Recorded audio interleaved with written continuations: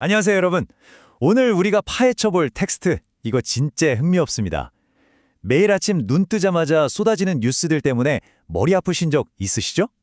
거기서부터 시작해서 무려 물리적인 물질을 변형시키는 연금술이라는 엄청난 스케일로 확장되는 아주 독특한 채널링 자료거든요.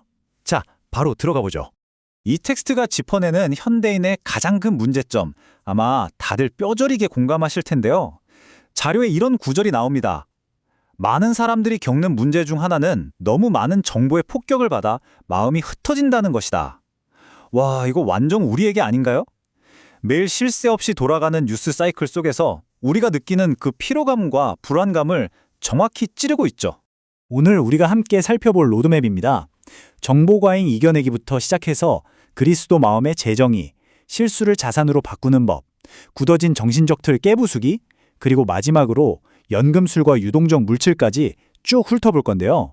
아주 작고 개인적인 습관에서부터 우주적인 차원의 패러다임 전환까지 매끄럽게 넘어갈 테니 편안하게 따라와 주세요. 첫 번째 섹션, 정보 과잉 이겨내기입니다. 이 깊어 보이는 영적 텍스트가 세상의 혼란에 대처하기 위해 내놓은 첫 번째 해결책은 의외로 엄청나게 실용적입니다. 빼앗긴 주의력을 되찾는 3단계 전략인데요. 첫째, 나에게 중요한 주제 몇 개만 딱 고르세요. 둘째, 나머지는 과감하게 무시하는 겁니다. 셋째, 그 선택한 분야에서만 전문가가 되세요. 여기서 텍스트가 아주 단호하게 강조하는 게 있어요. 세상 돌아가는 모든 일을 여러분이 다 알 필요는 없다는 겁니다. 이 말 한마디만으로도 어깨를 짓누르던 정보의 무게가 확 가벼워지는 느낌이죠? 자, 두 번째 섹션, 그리스도 마음 재정의하기로 넘어갑니다. 이제 본격적으로 우리가 흔히 알던 종교적 개념들이 어떻게 완전히 새롭게 뒤집히는지 볼 겁니다. 여기서 정말 중요한 포인트가 나옵니다. 이 자료에서 말하는 크리스토후드, 즉 그리스도의 상태는 모든 걸 다 아는 완벽한 상태가 아니에요. 일종의 채널링된 의식의 흐름이라는 거죠. 근데 이 흐름이 우리가 알아들을 수 있는 언어로 나오려면 메시지를 전하는 사람 마음속에 이미 존재하는 구조를 거쳐야만 합니다. 라디오 주파수 맞추는 거랑 비슷해요. 신호가 아무리 훌륭해도 그걸 소리로 바꾸려면 메신저가 실제로 가진 어휘나 인간적인 경험이라는 튜너가 무조건 필요하다는 뜻이죠. 우리가 보통 영적 메신저라고 하면 모든 걸 다 알고 결점도 하나 없고 신의 목소리를 귀로 듣고 그대로 받아 적는다고 생각하잖아요. 완전 비현실적인 기대죠. 반면에 이 자유의 관점은 아주 명확합니다. 메시지란 철저히 메신저 본인의 전문성과 한계 안에서 필터링된 개인화된 의식의 흐름이라는 거예요. 영적 지도자들에게 흔히 씌워지는 맹목적인 우상화를 아주 시원하게 깨부수고 있습니다. 원문에 나오는 아주 재치 있는 표현 하나 볼까요? 뇌수술은 이 메신저의 취미가 아니다. 무슨 말이냐면요. 메신저가 뇌수술에 대해 쥐뿔도 모른다면 영적인 의식의 흐름이 갑자기 그 사람을 통해서 뇌수술 지식을 마법처럼 뚝딱 만들어낼 수는 없다는 겁니다.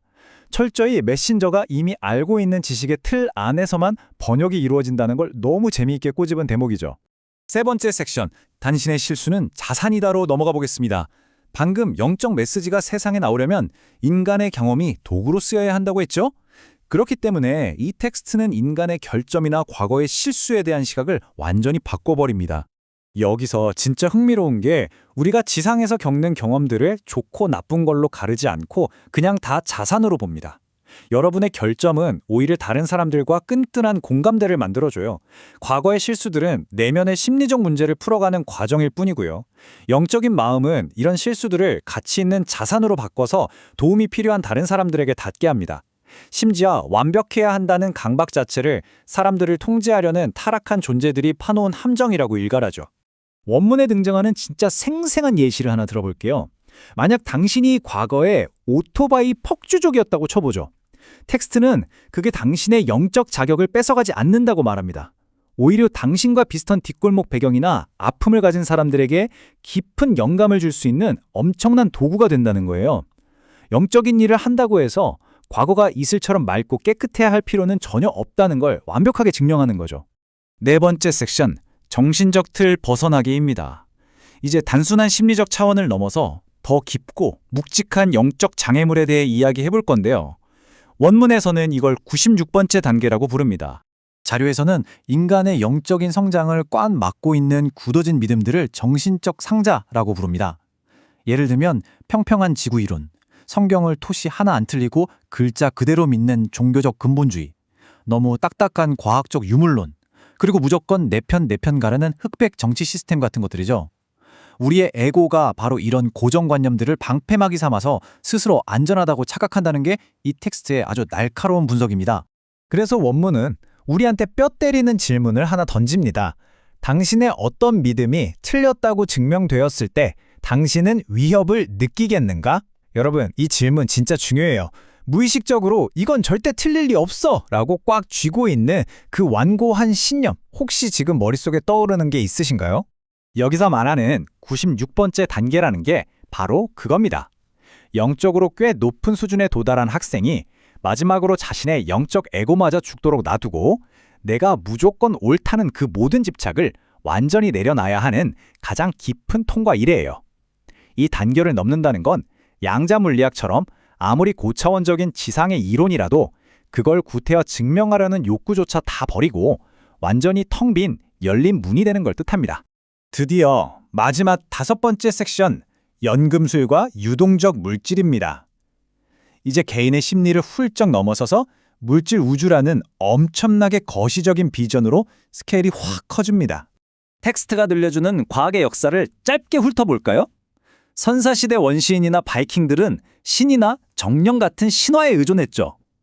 그러다 고대 그리스 학자들이나 초기 연금술사들이 물질이 변할 수 있다고 믿고 실험을 시작했습니다.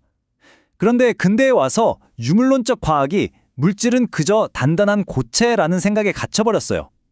자료는 이때 근대 과학이 올바른 길을 가고 있던 연금술사들을 조롱했다고 꼬집습니다. 하지만 마침내 다가올 미래는 무한한 프리에너지와 연금술적 과학이 활짝 피어나는 황금시대가 될 거라고 대담하게 예언하고 있죠.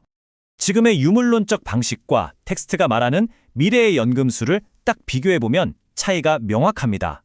지금은 수명도 짧은 전기차 배터리 하나 만들겠다고 거대한 디젤 기계로 땅을 파헤쳐서 희토류를 캐내잖아요. 하지만 미래의 연금술은 완전히 다릅니다. 물질은 고정된 게 아니라 유동적이니까 땅을 파는 대신 더 높은 차원의 진동과 주파수를 조절해서 아예 새로운 물질을 만들어내고 에너지를 무한하게 해방시킨다는 거죠. 그럼 이 연금술이 도대체 어떻게 작동하느냐? 원리는 이렇습니다. 첫째, 물질은 꽉 막힌 고체가 아니라 그냥 근본 물질이 표현된 형태일 뿐입니다. 둘째, 납과 금의 차이는 오직 진동수 하나뿐이라는 거예요. 셋째, 그러니까 물질을 바꾸려면 물리적으로 뭘 쪼개고 붙이는 게 아니라 더 높은 영역에서 진동을 확 끌어올리면 된다는 겁니다. 과학과 영성이 이렇게 딱 맞아떨어지게 설명되는 게 진짜 놀랍지 않나요? 오늘 살펴본 방대한 내용을 이 멋진 인용구 하나로 마무리하고 싶네요. 당신이 가진 인간의식의 납 일부를 그리스도의식의 금으로 변환하라. 어쩌면 진짜 연금술은 실험실의 플라스크 안이 아니라 바로 우리 마음속에서 벌어지는 일일지도 모릅니다. 여러분의 내면에는 지금 당장 황금으로 바꿀 준비가 된 납처럼 무거운 낡은 고정관념이나 과거의 상처가 혹시 남아있나요? 오늘 이 질문이 여러분의 끝없는 탐구심에 작은 불씨가 되었기를 바라면서 오늘 준비한 내용은 여기서 마치겠습니다.